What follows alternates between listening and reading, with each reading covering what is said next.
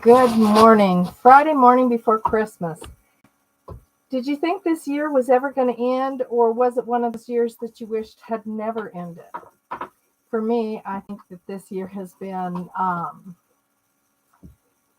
lots of interesting activities, highs, lows, kind of typical. It's not the worst year I've ever had, but it's definitely been a very interesting year.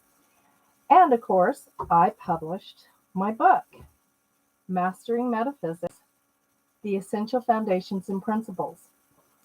The reason I wrote this book is because I wanted to make sure that people who really didn't have a great introduction into metaphysics, maybe they had talked about metaphysics with people and didn't quite understand it, had a little bit more foundation and understanding of it so they could start stepping up and studying if they were interested. It's not meant to be a book that says this is the only way it can be, but it is meant to help you find your truth and pathway into metaphysics. I have designed the book. It goes into three sections. One of them is a universal awareness. Okay, that that section contains creation, incarnation, and reincarnation, karma, and judgment. And then the next section is Global Awakening, which covers consciousness, civilizations, universal love, precepts, and human aspects.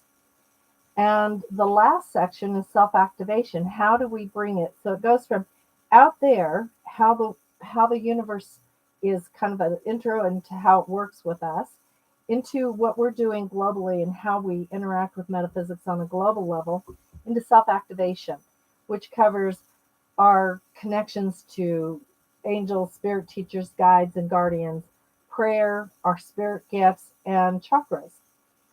Um, I was taught this information when I was studying at the Universal Church of the Holy Spirit back in the early 90s. And what I found is that it's very simplified. If you're into physics and quantum physics, it has there's still foundations.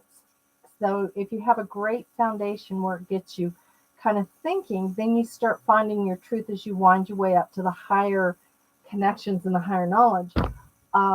I feel like sometimes we overcomplicate a lot of these uh, thoughts because it overwhelms us and we get so involved and we make it so complicated that it sounds otherworldly or it doesn't have a real good connection to many of us. And sometimes we simplify it a little too much. So what my goal in writing this book is to give you an avenue, whether you're advanced in metaphysics or whether you're just delving into it, give you a little bit of food for thought. So with that being said, I'm going to read from the integration section on chapter 1 today from creation. I couldn't think of a better start since we just had the solstice. This is where we start our creating, when we're hibernating, when we're holding down and we're kind of, what do we want for our next year? People are already focusing on spring as soon as the solstice hits. They're looking for the equinox. To some degree, I totally understand. I love summer. I love the summer equinox. I'm not a fan of winter. I start to hibernate myself. I don't like being out in the cold and I don't like the dark. I love the sun and I love the warmth. So I tend to use this time for myself to reevaluate what I'm doing, how I'm doing it, what I need to change in my life, and start putting my thoughts toward creating that. So that's why I thought today would be a really good day to start and why I chose the section that I did. So this is chapter 1, creation, integration. Religion teaches the God source created the universe and, in our turn, our world. This removes our responsibilities as co-creators. It also denies us the ability to fully understand we are the creators of our lives and how best to create our lives so that we may come into alignment with our truth.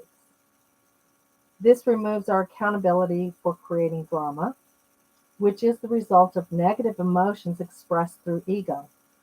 This refusal to be accountable allows us to become victims of our thoughts and to become victims of each other. When good happens, ego allows for the patting of oneself on the back for a job well done and receiving our rewards. Instead of looking for bigger and better jobs, cars, and houses to be considered half as good as our neighbors, we fail to understand that we could have whatever we want. So whatever we have that is bigger and better is to suit our lifestyle, not someone else's. It happens when we understand we consciously create our lives through our thoughts and/or our decisions. To explain further, because most of us were raised with the concept of heaven and hell, be good or be damned, most of us think we have to be good in order to have good happen. In turn, we also are taught that bad happens because we deserve it to happen. However, we need to understand bad happens because we worry about it happening so much so that we actually create it. We need to understand that emotions or how we feel about a person, place, or thing becomes the stimulus to create the events in our lives. This concept is evidenced in the understanding of the Golden Rule and karma. The Golden Rule states, "Therefore, all things, whatsoever ye would that men should do unto you, do you also unto them. For this is the law of and the prophets." Karma is the spiritual law of cause and effect, the basis of which is what goes around comes around. Both of these concepts are right. Both of these concepts have left out a very big piece of information. If you buy into the concept that you are being punished for doing something wrong, then you will be. You have created the punishment through your thoughts, most often through any guilt you may be feeling. The same holds true when you look at being rewarded for good actions. One of our biggest uh, setbacks as human beings and becomes more traumatizing is that when we are experiencing what we feel are bad things happening to us, whether it be someone in our life passing away, which is absolutely horrible. Grief is one of the hardest emotions and lasts so very long in many cases. Um, we we think there was something we could do differently, and we rehash and rehash the events of that situation. When someone disagrees with us and starts yelling at us or verbally attacking us or talking bad about us or making up lies, somehow we think we're to blame. This taking it personal creates the situation in your world that you will bring this back to you forward and again and again and again. When instead we should be saying, this part of their situation, this part of their emotions, this is something they have to deal with, something they have to learn. Do we do things that may not be right to each other? Absolutely. Absolutely, we do. But we're also trying to do good things for each other. We might be seeing our neighbor struck sick with a bad cold, and we make chicken soup to help them recover. What we fail to understand is that we reap good karma just as much as we reap bad karma, but all karma is done through our thought process, how we feel about it. Our emotions are how we experience the world. And with every bit of that emotional outpour of it's my fault, or I'm so ashamed, or I wasn't a good person, all of that sets us up for more and more drama in the future. What would happen if we just said, "I'm not playing this game with you anymore. I'm going to be good for me." And tell yourself, "I'm not playing this game." Because there's no reason that you should be responsible or held accountable through your own emotions. You can't take on the responsibility of feeling the blame for each and every person that comes through your life and for what they feel or they experience. It's not up to you to take on the responsibility of making it better for them or worse for them. When we make things worse for each other, it's going to come back to us because guilt creates a situation where we start feeling it more and more intensely, and so we create another situation in which we can heal from it. When we do something great for somebody, it leaves us a feeling of being uplifted, and it helps raise our consciousness. Our choice in how we create our world is just that. It's our choice. It's called free will. And when we have free will, we understand that retaliation is our free will. So is winning the lottery. It's our free will.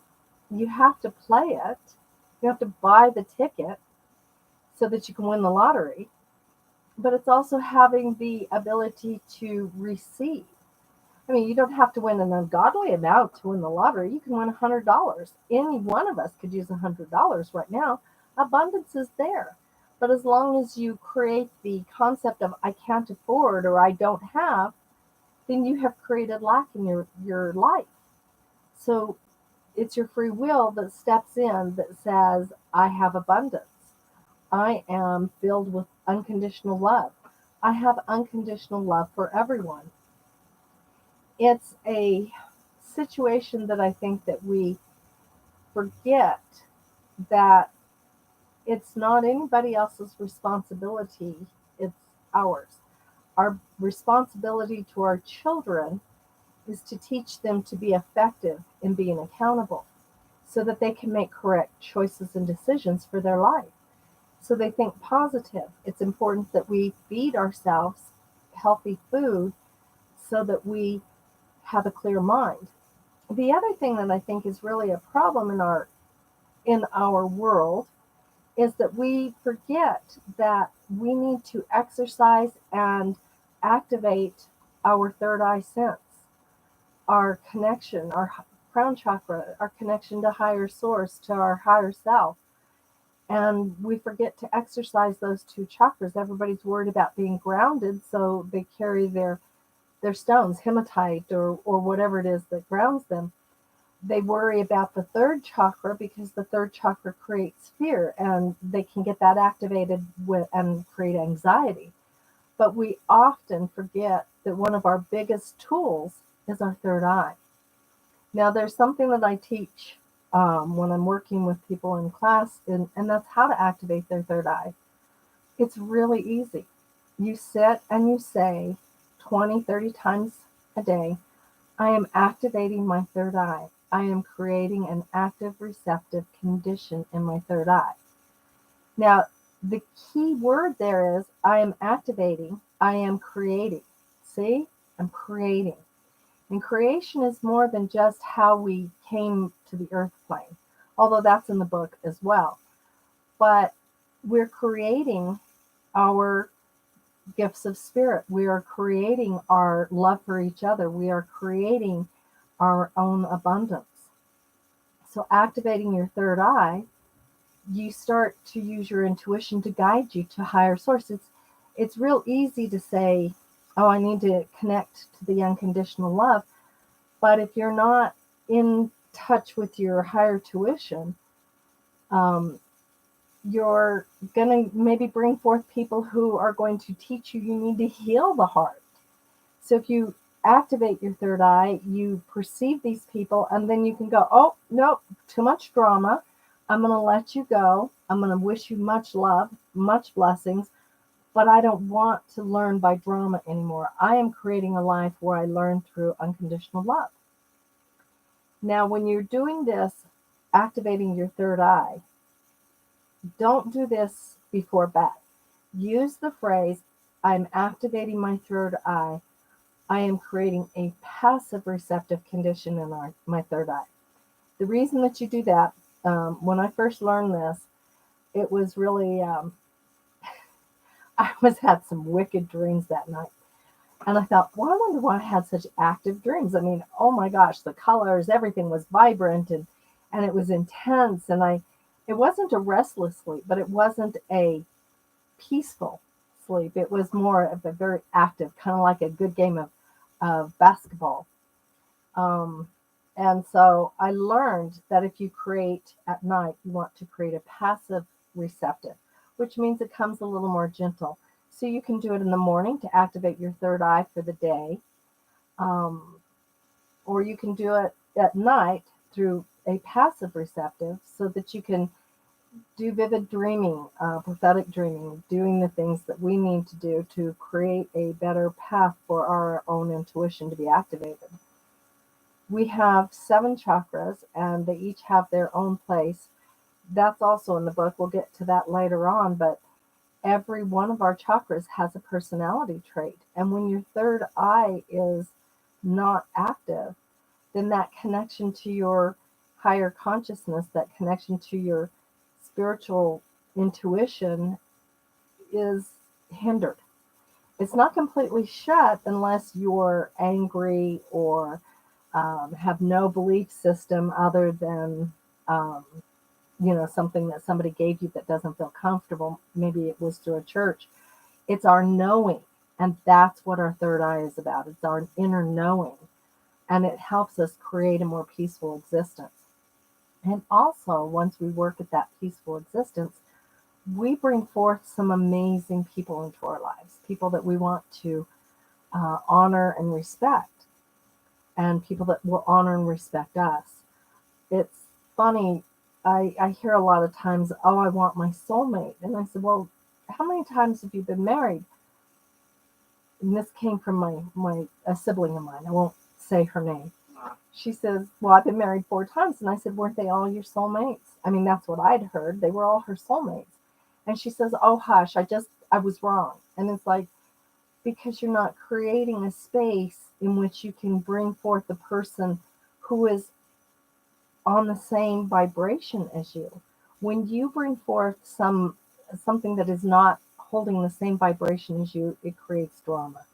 This is why the chapter on creation was actually it was the first step toward who we are as spiritual beings when we left the sea of bliss and we came forward to have we're co-creators with source, and we experience these things. So we send back the information through our emotions, through our thoughts, into the Akashic record, which goes back to source. And when we do this, everything that's experienced is there. It's often people say, well, that's immoral. Well, I can tell you the universe is amoral. I have seen some really horrible atrocities through the years. People who have lost their lives in really traumatizing ways, but through that, we always wonder, why did the good go young? Why does this happen? Why does that happen? It's because it's an amoral universe. What happens is that it has no judgment. So when you have 2 people who are in a marriage and they're holding that marriage, and things start to go sour, both of them are right because both of them have their perspective, but both of them have their lessons to learn. So they bring forth that situation in order to learn. Now they can either grow past that situation or they get a divorce. It doesn't make one person bad because they did something bad. It makes them bringing forth their own lessons, and that's why we can't take it personal.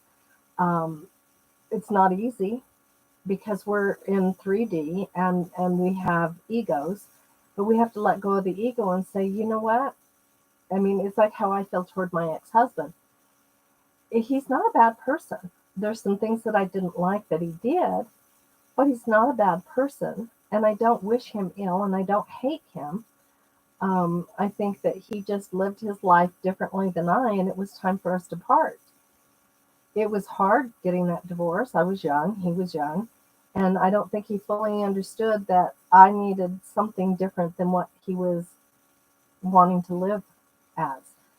I wasn't going to stay in our small little town, and there were other things I wanted my children to experience, and I didn't have the same concepts when it came to spiritual beliefs. We were just different. We were young, impetuous, and we got married, and it doesn't make him wrong, and it doesn't make him a bad person. And that's the thing that we have to remember, that when we create the situation, the people that we bring forward to help us learn our lessons through that situation, we should be thanking them. And we should be letting them go with gentleness and ease. We should not be trying to win over or be better than, or, you know, conquer. We should just know that they're creating their healing and we're creating ours, and thank them for the lessons we learned through that creation, and let them go gently.